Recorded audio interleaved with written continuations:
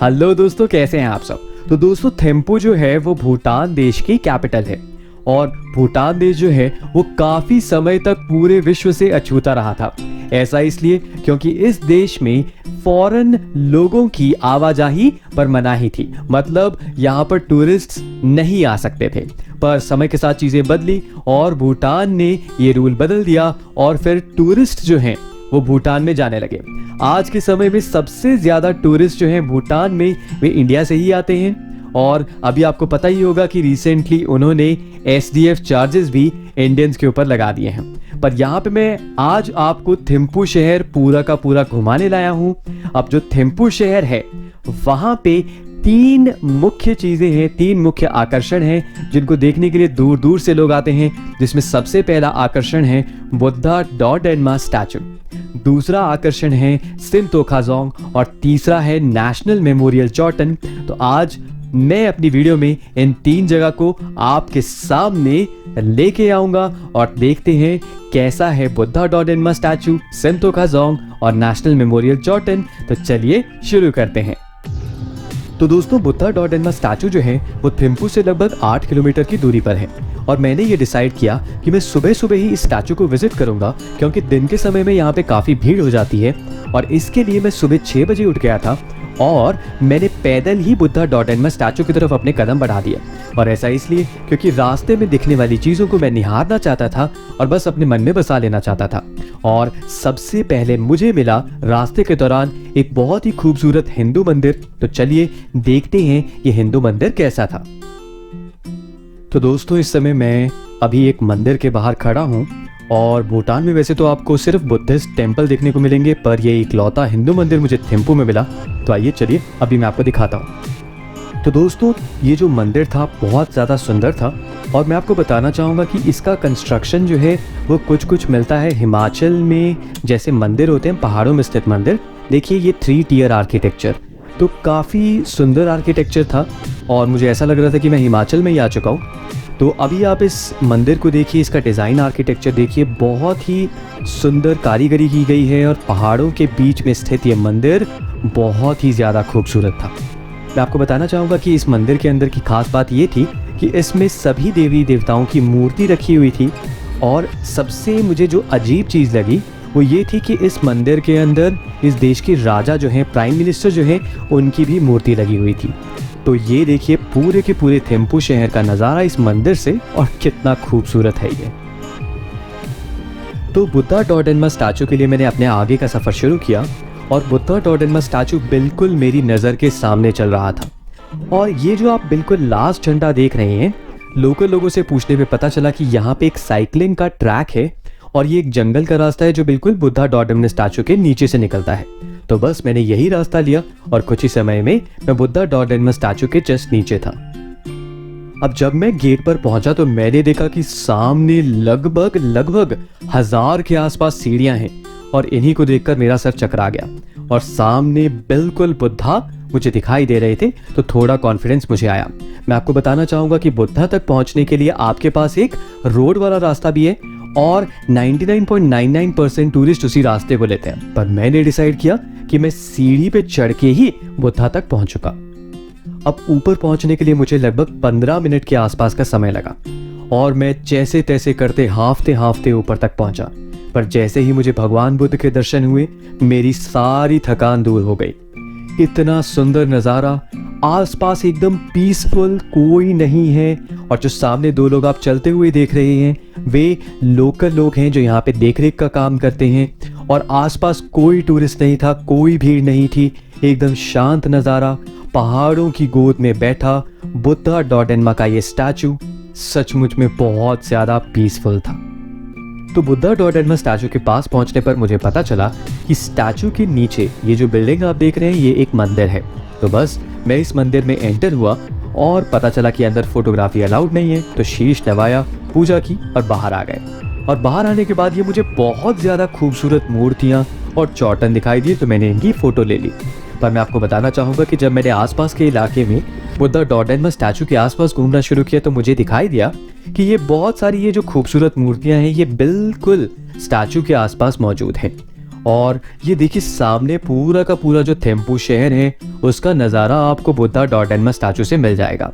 और मैं ये भी बताना चाहूँगा कि ये जो थिम्पू शहर है, आप इस शहर से बुद्धा डॉडेन्मा स्टैचू को सीधे देख सकते हैं। तो ये पूरी की पूरी विजिबिलिटी बनी रहती है थिम्पू शहर से बुद्धा डॉडेन्मा स्टैचू की।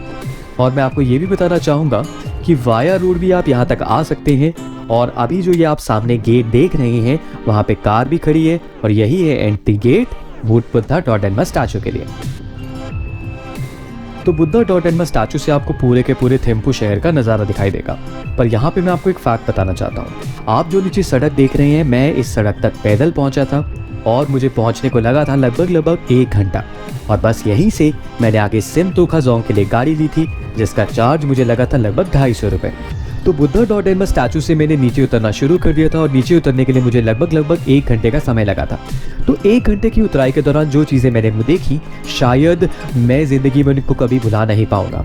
मैंने वहाँ पे देखा कि किस तरीके से जो भूटान की आम जनता है वो ऐसे घरों में रहती है जो कि मुझे थोड़े से वीक घर लगे, लकड़ी के घर लगे और मुझे ऐसा लगा जैसे कि मेकशिफ्ट घर बनाए गए हैं। मुझे लगता है कि भूटान की गवर्नमेंट ने जो नया नियम बनाया है जिसके तहत आपके साथ एक गाइड चलेगा और वो आपको टूरिस्ट अट्रैक्शन पे लेके जाएगा, शायद ये इसीलिए है क्योंकि वो नहीं चाहते कि वहाँ पे जो पूरा का पूरा आपका ये जो फॉरेनर्स हैं ये देखे किस तरीके से लोग वहाँ पे बड़े हम्बल तरीके से रहते हैं। मैंने रास्ते में देखा कि लोग जो है एक छोटा सा इलाका था वहाँ पे वो तीरंदाजी की प्रैक्टिस कर रहे थे, पर घर जो थे वो ऐसा नहीं था कि पक्के घर थे, काफ़ी ज़्यादा कच्चे घर मुझे दिखाई दिए और उनकी क्वांटिटी सच में ज़्यादा थी। तो ये मैंने बुद्धा डॉडेन्मा स्टैचू से उतरने के दौरान देखा और बिल्कुल मैं मेन रोड पे आ गया। और मेन रोड पे आने के बाद मैंने कैब पकड़ी और कैब ने लगभग 250 रुपये का किराया लिया सिमतोखा जोंग पहुंचने के लिए। और सिमतोखा जोंग में पहुंचा और आइए देखते हैं कि सिमतोखा जोंग कैसा था और मुझे वहां पे क्या क्या देखने को मिला।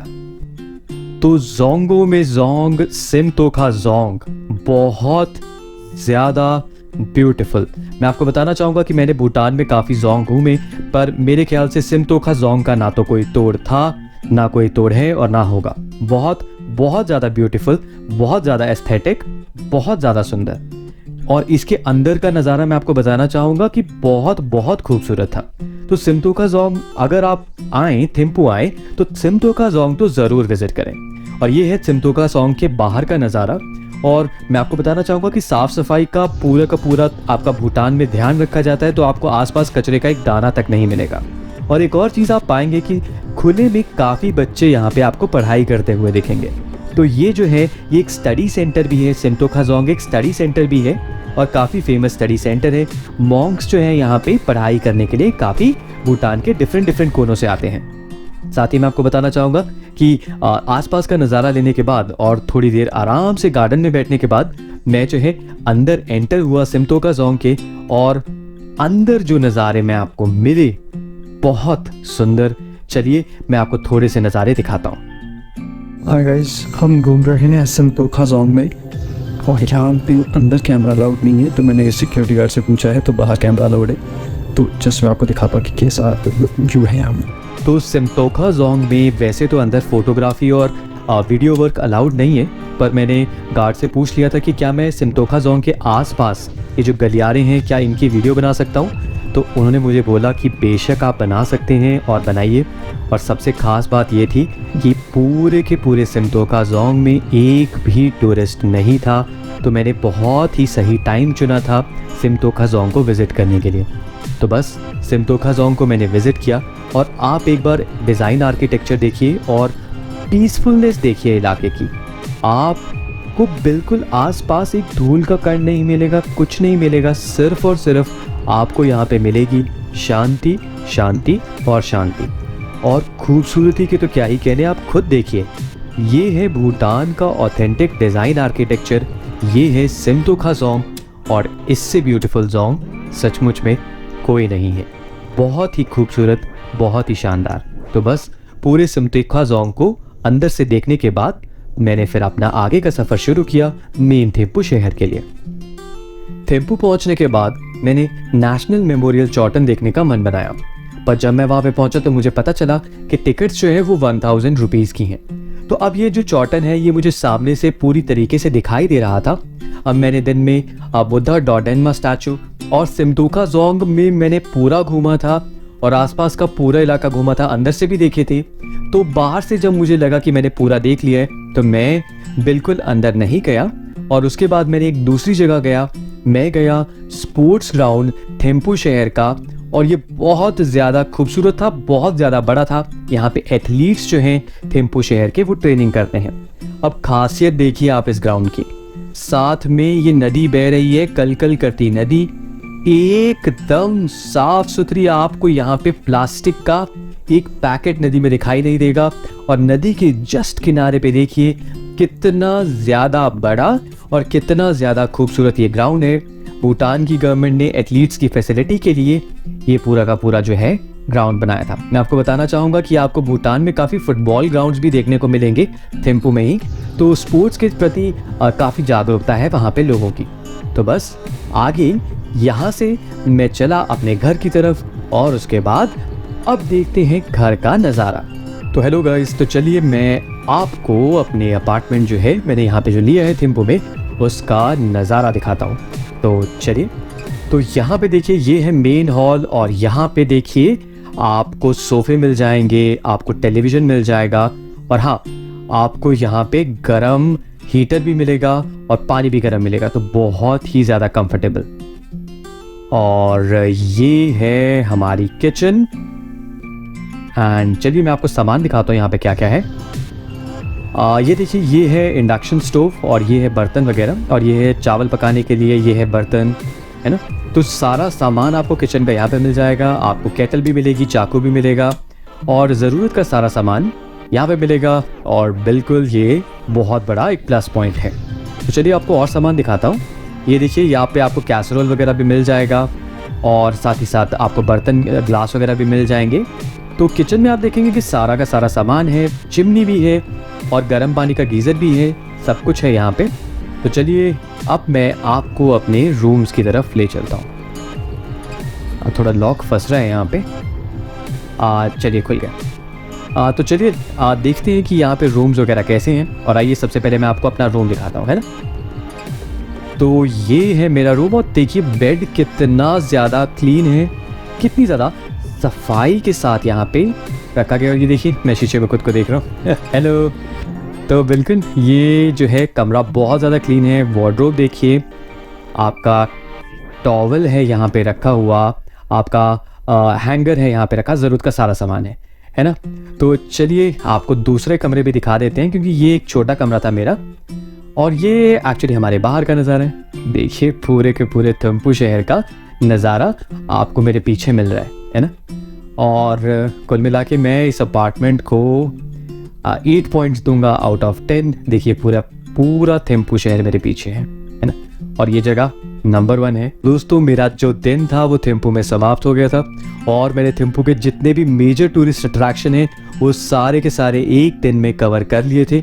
और मुझे बहुत खुशी हो रही थी क्योंकि उससे पिछले दिन में मैंने ताशी चोजोंग वगैरह भी देखे थे और टैंगो चारी मोनेस्ट्री भी मैं देख चुका था। तो लगभग थिम्पू के आसपास का जितना भी इलाका था वो मैं घूम चुका था।